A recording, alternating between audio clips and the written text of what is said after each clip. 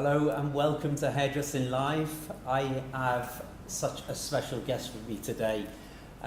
We've had her on our list to get her on the platform for for all year actually, for many months. And I'm delighted to have her with us. She's so much knowledge, and I'm picking her brain just before we go live here already. So I'm super delighted to be able to have Liz McKeon with us today and have her perform her course with us at 3:30. But before we go live with the course, we wanted a little chat with Liz and get her on and tell us a little bit about welcome anyway, firstly. Well, it's my pleasure to be here. You know, and well done you on Hairdressing Live. Thank you very much. We were just chatting there a second ago. There's so many plates spinning when we're doing these things, and it's because it's live. There's no room for error type of thing, but there's always seems to become a few errors every now and again. So we are working with our software to get them better and everything. But listen, tell us anyway, Liz, about you and your career, and tell our viewers, for some of them that may not know you, tell us about who you are and what you're about, and what you're doing for the industry right now. Okay, well, my name is Liz McKeon. I'm Irish, based in Dublin, but my business now takes me all over the world, which is terrific.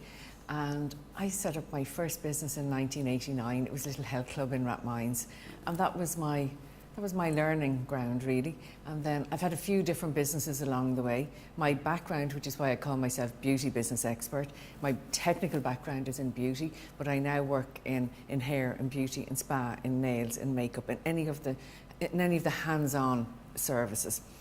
And so I've had a distribution company. I brought the first day spa into Ireland. I brought the first spray tan machine into Ireland. Oh my God. Yeah, and then I set up a small salon. It always aggravated me that my customers came to me for services and they went elsewhere for their retail. So my last salon was a small skincare salon where I really focused on increasing retail and getting my customer to understand they could get an entire service with us.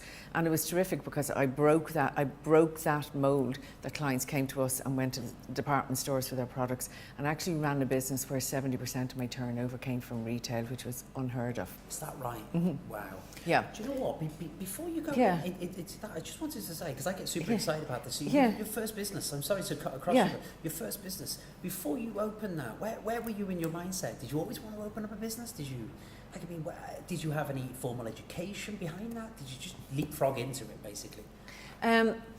No, I came from a self-employed background, and I had a father who kept saying, you have to open up, you have to open up.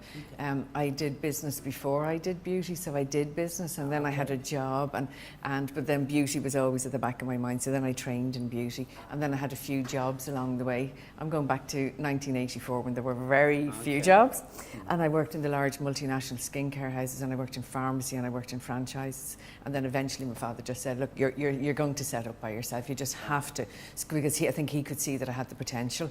I could never see it myself. Was he a mentor to you? No, not particularly.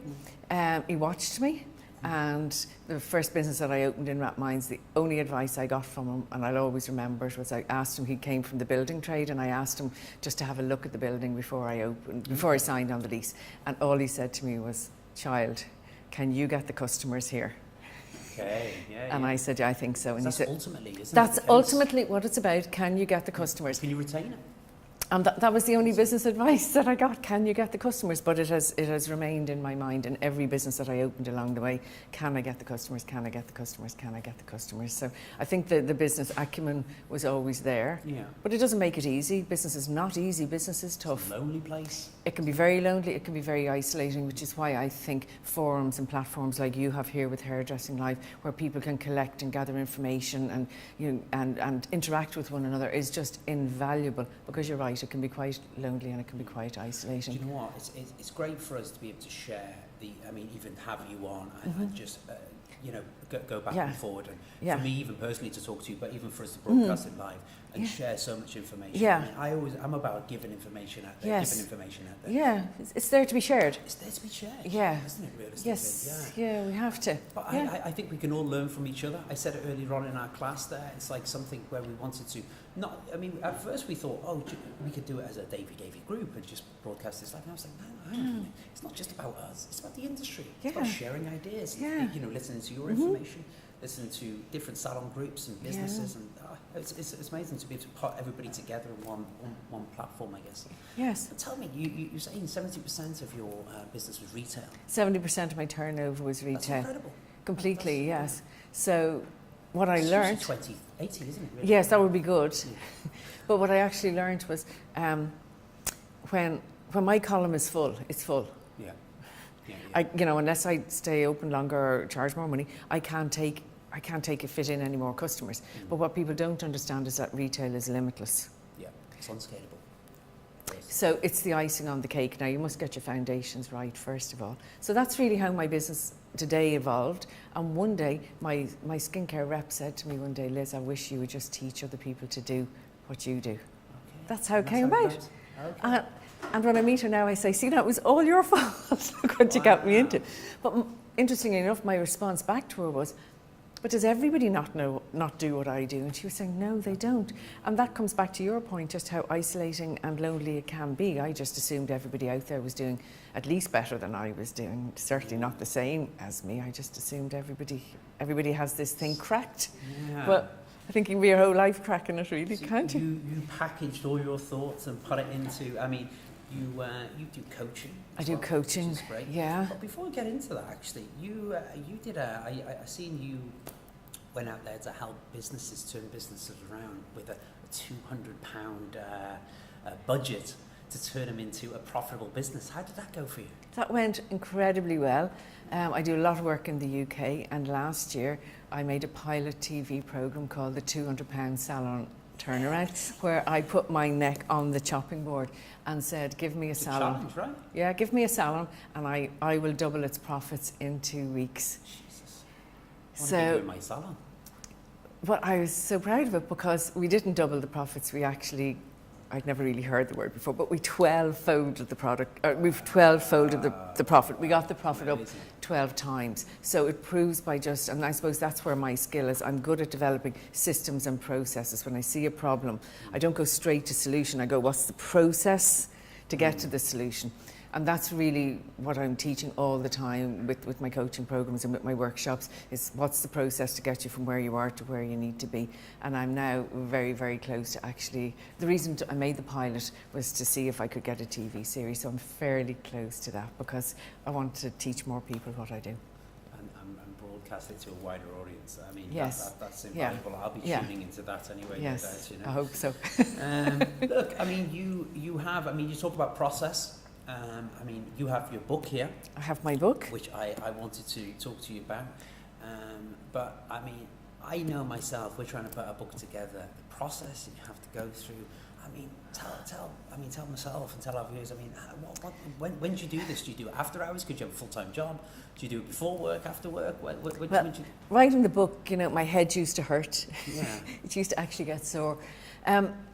When I decided to do the work I do, part of the reason I did it was because I had my difficulties along the way and there was never anybody there to help.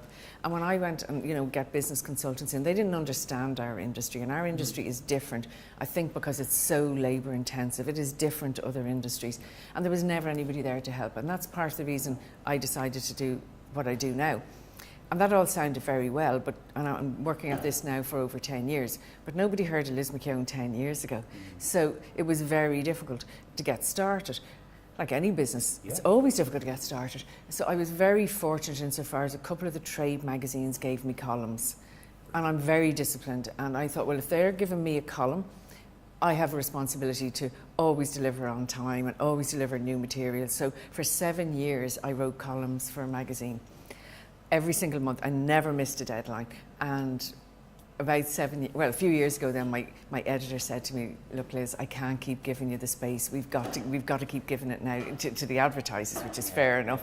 And she was feeling awful asking me, but I said, look, you've done me the biggest favour you can. And that was October. And I said, Melissa, I promise you, I will send you my book in April. So I gave myself a few months to write the book.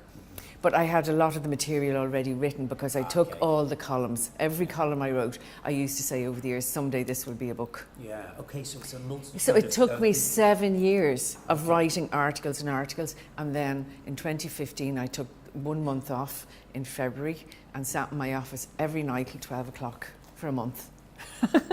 and wrote the book. Wow, wow. So I had a lot of the material, but still writing it was a big, big exercise. And again, This is the book.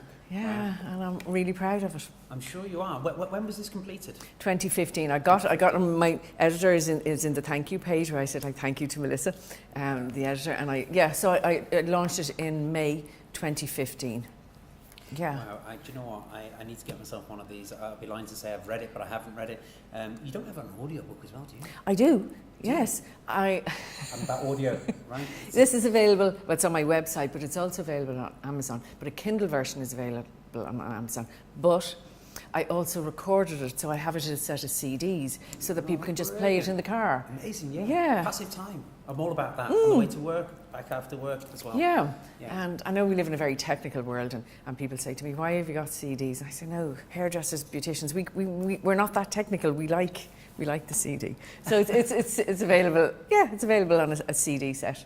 Amazing. I'd totally use that. Yeah. Because I find it reading sometimes hard. And you're tired. Yeah, it gets to go through books. My partner would be laughing at me. She reads and eats books up, but I find it a little bit more difficult. Well, with that in mind, I designed the book so that you can read it from cover to cover, or you can just pick it up. And I have it, it's very well, I got a really good designer, so it's colourful, and you can do exercises in it, so you don't have to read it all in one go. You can just pick whatever challenge you have, go to the page, solve it. Listen, there was one question that we wanted to ask. I mean, what advice would you give a new business owner starting up in this market now? Because it changes, it evolves, right? I mean, yeah, and it's moving at a fast pace now. And I think the social media aspect is brilliant because it's great to help with marketing, but it's pressure as well. It's you've got to get to market quickly. I think my biggest advice would be, and what I'm going to talk about today, is how to mind your business, whether it's a new business or whether it's an established business. We all get very excited about our technical work, and we love our technical hands-on work. But and I know at this stage, business won't survive if you don't mind the business. So I would say to somebody new, get your team in around you. You're not an accountant, find an accountant. You're not an insurance broker, find an insurance broker. Find me, or an equivalent of me, find a mentor. Because at times you're going to need somebody to hold your hand. So get your mentor. Get your marketing person. I still go back to what my dad said to me, can you get the customers? And then, so that's your external team. So get your external team positioned, that they're brilliant at what isn't your forte, and then get the very, very best team around you and go from there. But no point in starting a business unless you learn about the business. Would be my fundamental starting point. I know I had so many more questions, but I know we're limited with time as well, so we need to move on. But I'll be back. Yeah, you come back. But do you know what? I mean, a lot of the information, a lot of the questions, realistically, I think you're going to answer in this presentation anyway. And I think that's the most important part of this. So, guys, we're going to have to wrap up now, but we're going to get ready for the live class at 3:30 today. So please tune in. If you can go to hairdressinglive.com and you can purchase Liz's class, which is going to be going live in about 15 minutes. Pardon me? The link is in the comments. I just got told there. So you can click on the link and purchase and get lifetime access to Liz's course today. Anyway, and please indulge in the virtual classroom that we have as well. So ask questions and feel free to post in. Okay. Look forward to I look forward to getting you set up now. Anyway, thanks for joining us. Anyway, so we'll see you soon. Bye bye now.